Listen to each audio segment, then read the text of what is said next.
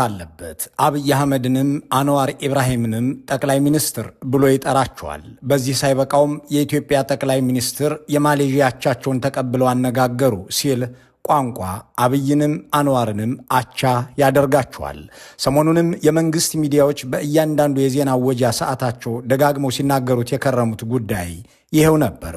ሁለቱን አቻ ማለታቸው ሳይበቃ አንዋር ኢብራሂም አዲስ አበባ ገቡ። የማሌዥያው ጠቅላይ ሚኒስትር ኢትዮጵያ በአብይ አህመድ ተአምር እያየች ነው አሉ።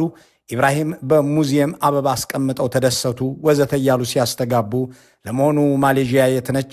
ምናችንስ ነች? አንዋር ኢብራሂምስ ማን ናቸው? የሚል ጥያቄን ለመጠየቅ ይቅርና ጉዳዩንም ለመከታተል ፍላጎት የሌለው ተመልካች ከቁም ነገርም ሲቆጥራቸው አልታየም። በእርግጥ የዲፕሎማሲ ድርቅ የመታው መንግስት ነውና አንድ ጠቅላይ ሚኒስትር መጡልኝ ብሎ ጉሮ ሸባቢል የሚጠበቅ ነው። የተጣላቸውን አገራቸውን ሊገነጥልባቸው ሲል ደርሰው ያዳኑትን ሐሰን ሼክ መሐመድንም መድፍ አስተኩሶ ከመቋዲሾ ሲቀበል በአዲስ አበባ አዲስ ዓለም የተፈጠረ አስመስሎት እንደነበር አይዘነጋም። አብይ አህመድም ለኢሳያስ አፈወርቂ ፈንዲሻ እንዳዘገኑት ሁሉ ለማሌዥያው ጠቅላይ ሚኒስትርም ጤና አዳም በአፍንጫቸው እያስሸተቱ የሲኒ ቡና እያማሰሉ ከፍ ዝቅ ብለው ሲያስተናግዷቸው ታይተዋል። የዲፕሎማሲ ፕሮቶኮልና ኢቲኬት የማይገባቸው የብልጽግናዎች አለቃ ለየማነ ገብረአብ የቡና ቁርስ ባዘገኑበት መዳፋቸው ለአንዋር ኢብራሂም ቡና ሲቀዱ ተቀርጸዋል። የኢትዮጵያ መገናኛ ብዙሃንን የተከታተሉ ሰዎች ማሌዥያ የሚለውን ስም የሚያስታውሱት አንድ MH370 የተሰኘ አውሮፕላን 227 መንገደኞችን አሳፍሮ ከኳላላምፑር ወደ ቤጂንግ ሲበር ጠፋ በሚለው ዜና ነበር። ሰሞኑን ደግሞ ጠቅላይ ሚኒስትሯ ኢትዮጵያን ጎበኙ በሚለው ሞገዱ ላይ ሰንብታለች። በእርግጥ በዲፕሎማሲያዊ መገለልና መራቆት ውስጥ የሚገኙት ጠቅላይ ሚኒስትር አብይ አገሬን ጎብኝልኝ ብለው ለአንዋር ኢብራሂም ተማጽኖ ካቀረቡ 1 ዓመት ገደማ ሆኗቸዋል።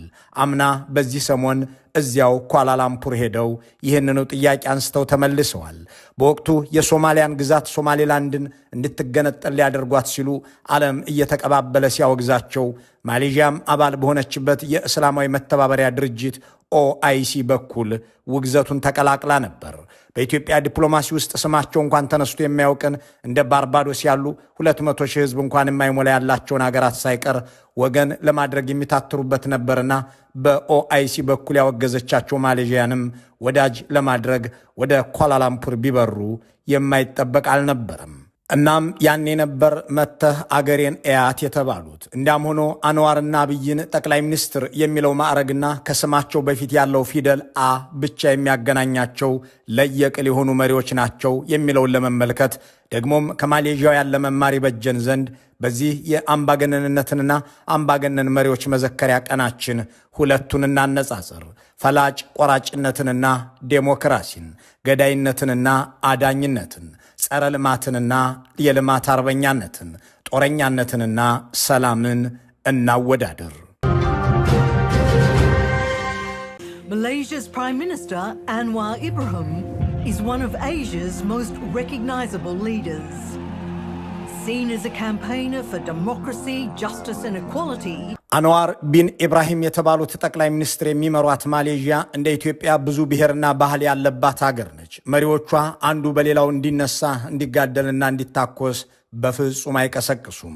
ጠቅላይ ሚኒስትሩ አፍ አምልጦት ቢዘባርቅና አንዱን ብሔር በሌላው ላይ እንዲነሳ የሚያደርግ ንግግር ከአንደበቱ ቢወጣ የአገሪቱ ፓርላማ ጠርቶ ከፍ ዝቅ አድርጎ ይገመግመዋል፣ ከስልጣኑም ሊያባርረው ይችላል። ይህንን በሕገ መንግሥታቸው ላይ ደንግገውታል። ሴዲሽን አክት 1948 ወይም ሕዝብን ስለማሳመፅ በሚለው አዋጅ ላይም በወንጀለኛ መቅጫ ሕጋቸው ምዕራፍ 505ና በሕዝብ ግንኙነትና ሚዲያ አዋጅ አክት 1998 ላይ ደጋግመው የጻፉት አንድን ብሔር በቀጥታም ሆነ በተዘዋዋሪ ለማጥላላት ለማጥቃትና ለመውጋት መሞከር በገንዘብና በረዥም ዓመታት እስራት የሚያስቀጣ መሆኑን፣ ይህ ደግሞ በተለይ በመንግስት ባለስልጣናት ላይ ሲሆን የከፋ ቅጣት እንደሚያስከትል የሚዘረዝር ነው። በዚህም ምክንያት በአገሪቱ ውስጥ አንድም ኮሽ የሚል ነገር የለም። ከባለስልጣን አንደበት የሚሰማ አንዳች ክፉ ቃል በህዝብ ላይ አይሰነዘርም። ኢትዮጵያ ግን ያላት ህዝብ በህዝብ ላይ የሚቀሰቅስ መሪ ሆኖ እንደ ፌስቡክ ባሉ ዓለም አቀፍ ኩባንያዎች ጭምር በህዝቡ ላይ የዘር ፍጅት እንዲቀሰቅስ የሚያደርግ ጽሑፍ የሚለጥፍ ተብሎ ጽሑፋቸው ከፌስቡክ ላይ የሚነሳባቸው ጠቅላይ ሚኒስትር ያሏት ሀገር ነች።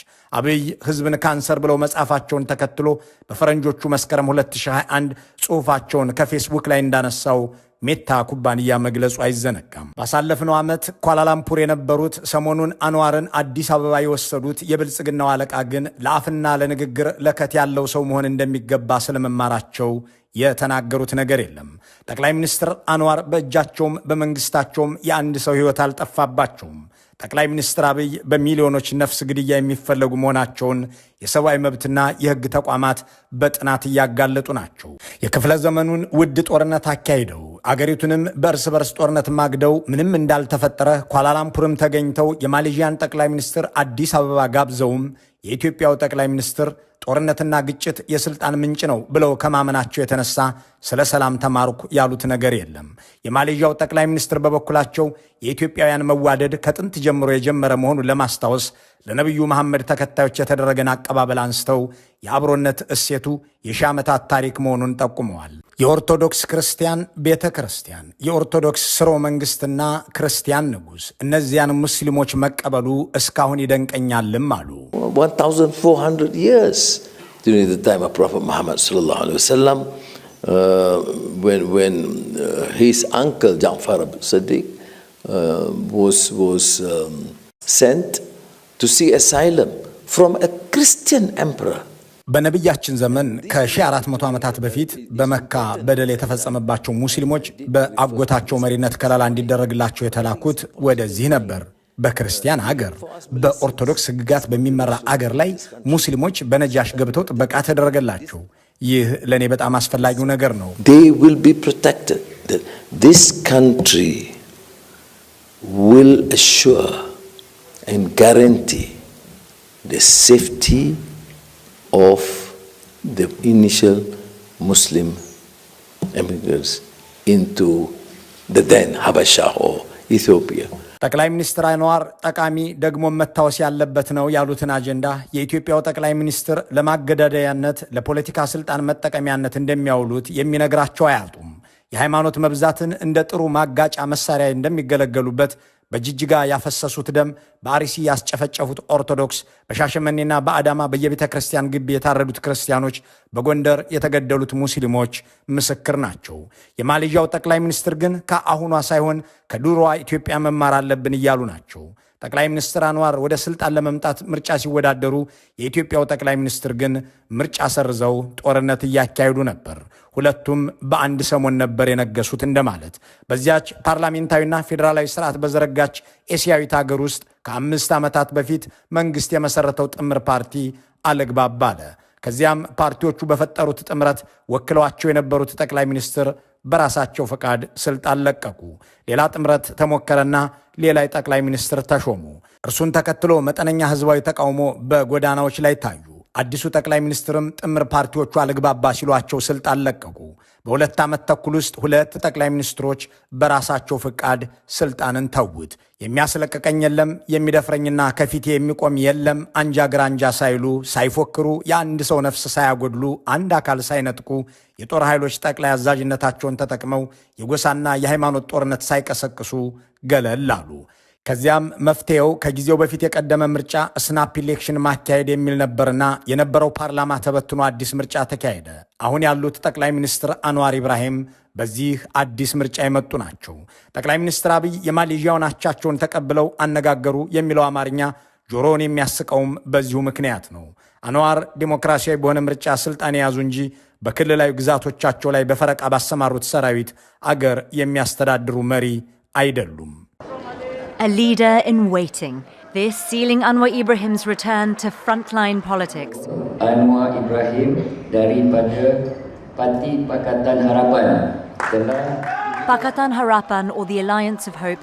አንዋር ኢብራሂም በዲሞክራሲያዊ ምርጫ ስልጣን ለመያዝ ደፋ ቀና በሚሉባቸው ባለፉት ዓመታት የኢትዮጵያው ጠቅላይ ሚኒስትር ግን ሚሊዮናትን የፈጀ ውጊያ ያካሂዱ ነበር። በአብዛኛው ከማሌዥያ ህገ መንግስት ጋር የሚመሳሰለው የኢትዮጵያ ህገ መንግስትም የአስቸኳይ ምርጫ ወይም ስናፕ ኢሌክሽን እንዲካሄድ በአንቀጽ 59 ላይ ይፈቅዳል። የኢትዮጵያው ጠቅላይ ሚኒስትር እንዲህ ያለን ነገር ከማከናወን ይልቅ ቢያንስ በ3 ክልል ምንም ምርጫ ሳያካሂዱ በ4 ክልል ደግሞ ብልጽግናቸውን ብቻ አስመዝግበው በአዲስ አበባና አማራ ክልል እንደ አብንና ኢዜማ ያሉ ብጤዎቻቸውን ይዘው የደገሱትን የአንድ ቀን ውሎ ምርጫ ብለው መቀጠልን መርጠዋል። ተቃዋሚዎቻቸውን ገድለው አስረውና ከአገርም አባረው የሚገዙት የኢትዮጵያ አለቃና ጋሻ ጃግሬዎቻቸው ማኪያቬላዊ አገዛዝ ያለውን አዋጭነት በመጽሐፍ የጻፉ የኢዲ አሚን ዳዳ አይነት ባህላዊ ገዢዎች ናቸውና እንዲህ ካለው ዘመናዊ አስተዳደር የሚቀስሙት ትምህርት ይኖራል ተብሎ ባይጠበቅም ኳላላምፑርም ሄደው አዲስ አበባም ጠርተው ከዚያች ዴሞክራሲያዊት ሀገር ሰላምንና ልማትን የተማሩት ነገር አለ ተብሎ አይገለጽም። በማሌዥያ በድሮንና ጠመንጃ ተመክቶ የራስን ሕዝብ ማስፈራራት የተወገዘ ተግባር ነው። በዚህ አገር አለቃው ሕዝብ ሲሆን ጠቅላይ ሚኒስትሩ በኮንትራት የሚሰራ ታዛዥ ነው። በዚያች ሀገር ጠቅላይ ሚኒስትር አንዋር ከካቢኔ ስብሰባቸውና ከውጭ ሀገር ጉዞዎች በኋላ ቋሚ መግለጫ ለጋዜጠኞች ይሰጣሉ። እዚህ ጋር የአዲስ አበባው ሰውዬ በስልጣን ዘመናቸው ጋዜጣዊ መግለጫ ሰጥተው ያውቃሉን ብሎ መጠየቅ ልክ ነው። ምላሹ አጭር ይሆናል። አዎ ሰጥተዋል። በ7 ዓመት ውስጥ 2 ጊዜ አብዲ ኢሌን ለመሳደብና ኢህአዴግን ለማውገዝ። በማሌዥያ የሚዲያ ነጻነት የአገሪቱን ጠቅላይ ሚኒስትር ሲሰርቁ እንዳይገኙ ሲያጋጩም እንዳይያዙ አግዟል። ሁለቱ ጠቅላይ ሚኒስትሮች ለየቅል የሚሆኑትም በዚሁ ነው። ቀላል ምሳሌ የአዲስ አበባውን መድረክ እንመልከት። የማሌዥያው ጠቅላይ ሚኒስትር እንደለመዱት በውጭ አገር ጉብኝት ላይ ያሉ መግለጫ ሊሰጡና ስለ ጉብኝታቸው ሊጠየቁ ሚዲያ ፊት ቆሙ። እንደለመዱትም የመግቢያ ንግግር አደረጉ። አብይ አህመድም እንዳለመዱት በጋዜጠኞች ፊት ተገኙ። እንደለመዱትም በንባብ ያዘጋጁትን ንግግር አቀረቡ። ከዚህ ቀጥሎ አንዋር የሚጠብቁት ከጋዜጠኞች ጥያቄን ነበር። አብይ አህመድ ግን የለመዱትን አደረጉ። በመድረክ ላይ ከሚዲያ ሰዎች ጥያቄ እንዳይነሳ ጋዜጠኞችን ብቻ ሳይሆን እንግዳውን ጠቅላይ ሚኒስትርም የመናገር መብታቸውን አፈኑት፣ አፈና ፈጸሙባቸው። የጠቅላይ ሚኒስትር አንዋር ንግግር እንዳለቀ ሄደው ጨበጧቸው በፍጥነት። ከዚያም መድረኩ አበቃ። ጠቅላይ ሚኒስትር አንዋር የለመዱት እንዲህ ያለ ነገር አይደለም። ወደ ሌላ ሀገር ሲሄዱም ሆነ በአገራቸው እንግዳ ሲመጣ በጋራ መግለጫ ይሰጣሉ እንጂ እንዲህ ያለ አፈና ፈጽመውም ተፈጽሞባቸውም አያውቅ። እንዲያም ሆኖ ይህ የብልጽግና ግቢ ነውና አፈናው እንግዳ አይደለም። በአገራቸው ባሰፈኑት ሰላምና ዲሞክራሲ የሚተማመኑት አንዋር ይዘዋቸው በሄዱት ጋዜጠኞችም ሆነ ጠያቂ ከተገኘ ከአዲስ አበባ ሚዲያዎች ለመጠየቅ ሲጠባበቁ አብይ እንዲህ አድርገው ይበትነውታል። መሪዎች ሲገናኙ እንዲህ ባለ ስነ ስርዓት ላይ በጋዜጠኞች መጠየቅ በየትም ዓለም ያለ ተግባር ቢሆንም በአብይ አህመድ ዘንድ ግን ይህ የለምና አልፈቀዱም። እናም አንዋር ኢብራሂምንም ለማፈን ተገደዋል። በማሌዥያ ኢኮኖሚ ውስጥ ግብርና ያለው ድርሻ ከ8 በመቶ በታች መሆኑን የዓለም ባንክ ያስረዳል። የኢትዮጵያ ግብርና በአንጻሩ እስከ 40 በመቶ ይደርሳል። 40 በመቶን የማሌዥያ ኢኮኖሚ የሸፈነው የኢንዱስትሪ ማምረቻው ዘርፍ ነው። አገሪቱ በአንድ ዓመት ውስጥ ከቴክኖሎጂ ብቻ 92 ቢሊዮን ዶላር የኢንዱስትሪ ምርት ወደ ውጭ አገር ልካለች። ይህ የኢትዮጵያን ዓመታዊ ጂዲፒ መሆኑን ልብ ይሏል። የአብይ አህመድ አገር ግን በጥቂት ወራት ውስጥ ከ400 በላይ ፋብሪካዎችን ትዘጋለች። ያሉትም ከአቅማቸው እስከ 10 በመቶ ብቻ የሚያመርቱ ናቸው። በዚህ በምስሉ ላይ የሚታየው የሮይተርስ ዘገባን ጨምሮ ዓለም አቀፍ መገናኛ ብዙሃን ስለ ብልጽግናዋ ኢትዮጵያ የሚዘግቡት እንደ ፒቪኤች ያሉ ስመጥር ድርጅቶች የማምረቻ ፋብሪካዎቻቸውን ዘግተው እንደወጡ፣ እንደ አይካዲስ ያሉ ብዙ 10 ሺዎችን ቀጥረው የነበሩ ድርጅቶች የአገሪቱ ጦርነት መዘዝ ሆኖባቸው ሰራተኞቻቸውን በትነው እንደለቀቁ፣ የቻይና ባለሀብቶች ኢትዮጵያን ትተው ወደ ጎረቤት ሀገራት እየፈለሱ ስለመሆኑ ነው። በእነዚሁ ዓመታት ስለ ማሌዥያ የሚዘገበው ደግሞ እንደ ብላክቤሪ ያሉ ዓለም አቀፍ ድርጅቶች የሳይበር ቢሮአቸውን ሳይቀር ኳላላምፑር ላይ ለማድረግ ስለመወሰናቸው ማሌዥያ በዓለም አቀፍ ድርጅቶችና ሰራተኞች የተመቸችና የተመረጠች መሆኗን ወዘተ የሚያሳዩ ናቸው። በየዓመቱ ሚሊዮኖች ያችን ኤሲያዊት ሀገር ሊጎበኟት ይጎርፋሉ። ከአጠቃላይ ኢኮኖሚዋም 16 በመቶውን ቱሪዝም ይሸፍነዋል። ዓለም አቀፍ አስጎብኚዎችና አማካሪዎችም ይችን ሀገር ለቱሪስቶች ያስተዋውቃሉ። ከካናዳ እስከ አውሮፓ፣ ከእንግሊዝ እስከ አሜሪካ ያሉ ኤምባሲዎችና መንግስታት ግን እስከ ባለፈው ሳምንት ድረስ ዜጎቻቸው ወደ ኢትዮጵያ እንዳይሄዱ ከሄዱም ከአዲስ አበባ እንዳይወጡ ሲመክሩ የሚታዩ ናቸው። በጥድፊያ ዜጎቻቸውን ሲያስወጡ በነፃ እያሳፈሩም ሲያሸሹ የታየበት ወቅት አይረሳም። የዓለም መገናኛ ብዙሃን ስለ ማሌዥያ ኢኮኖሚያዊ ግስጋሴ ሲዘግቡ በነበሩባቸው ያለፉት ዓመታት ስለ ኢትዮጵያ ደግሞ ያን በፍጥነት እያደገ ከ10 በመቶም በላይ በፍጥነት እየሄደ ነበረን ኢኮኖሚ ጦርነት እየበላው ነው፣ ወጣቶቿንም የየመን ውሃና የሲናይ በረሃ ውጦ እያስቀራቸው ነው እያሉ ነበር። Much of the past 2 decades, Ethiopia's economy, with the odd exception, has grown at a breakneck 10% or more. That is, until the arrival of Prime Minister Abiy Ahmed in 2018. And in business news, Malaysia's economy has had its strongest quarterly expansion in 18 months. የሀገሪቱን ልማት አቁሜ በ10 ቢሊዮን ዶላር እየተዋጋው ስልጣኔን አስቀጥላለሁ የሚሉ ጠቅላይ ሚኒስትር ያሏት ኢትዮጵያና በህግና ዲሞክራሲ የሚያምኑ መሪ ያሏት ማሌዥያ በዓለም አቀፍ መገናኛ ብዙሃን የሚዘገብላቸው እንዲህ ባለ መልኩ ቢሆንም አሁንም ቋንቋ ሁለቱንም ጠቅላይ ሚኒስትር እያለ መጥራቱን አይተውም። በማሌዥያ 2783 ኪሎ ሜትር መንገድ የተሸፈነው በባቡር ሐዲድ ነው።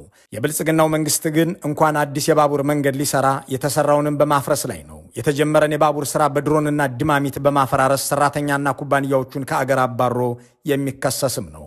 ይህ በምስሉ ላይ የሚታየው ዘገባ የአፒ መርከዚ የተሰኘው የቱርክ የባቡር መንገድ ገንቢ ድርጅት ከአዋሽ እስከ ወልዲያ 392 ኪሎ ሜትር ሐዲድ እየሰራ ባለበት ወቅት አገዛዙ አካባቢውን ወደ ጦርነት በመቀየሩና ድርጅቱንም ከአገር በማባረሩ ከ2 ቢሊዮን ዶላር በላይ ክፍያ እንዲከፍል ስለመከሰሱ የሚያትት ነው። በኢትዮጵያን ሀብትና ህይወት ላይ እንዲህ የቀለዱ መሪዎች ይህ ታሪካቸው እስከ መቃብራቸው የሚከተላቸው መሆኑ አይቀሬ ሆኖ ይኖራል። ለአገር እድገትና ዘመናዊነት ሲባል የተገነባን መሰረተ ልማት መውደማቸው ለማፍረስም ወሰናቸው ሳይበቃ ከህዝብ ጉሮሮ ላይ 2 ቢሊዮን ዶላር ካሳ ወይም ግማሽ ህዳሴ ግድብን የሚያህል ዋጋ እንዲከፈል የሚያደርግ ዕዳ በማምጣታቸው ከወንጀሎቻቸው አንዱ ሆኖ የሚሰነድ ዶሲያቸው ይሆናል። አንድ እውነት ግን አለ። በዓለም ላይ የራሱን ህዝብ በሚሊዮን ደረጃ የፈጀ የአገሩን ፋብሪካዎች እየዘጋ የሚዋጋ ዩኒቨርሲቲዎችንና የትምህርት ተቋማትን የጦር ካምፕ ያደረገ በ10 ቢሊዮን ዶላር ቤተ መንግስት የሚገነባና በመሰል መንገድ ስሙ በሚዲያና ዲፕሎማቶች ሲብጠለጠል የሚውል መንግስት ያለው ማሌዥያ ሳይሆን ኢትዮጵያ ውስጥ ነው። እናም አንድ ሐቅም አለ። የትኛውም አምባገነናዊ አገዛዝ፣ የትኛውም የሰውን ነፍስና የአገር ሀብት ያጠፋ መሪ እንዲሁም አጃቢዎቹ ከተጠያቂነት የሚያመልጡበት አንዳች ምክንያትና ጊዜ የለም። መልካሙን ሁሉ በመመኘት በዚሁ እንሰናበታለን።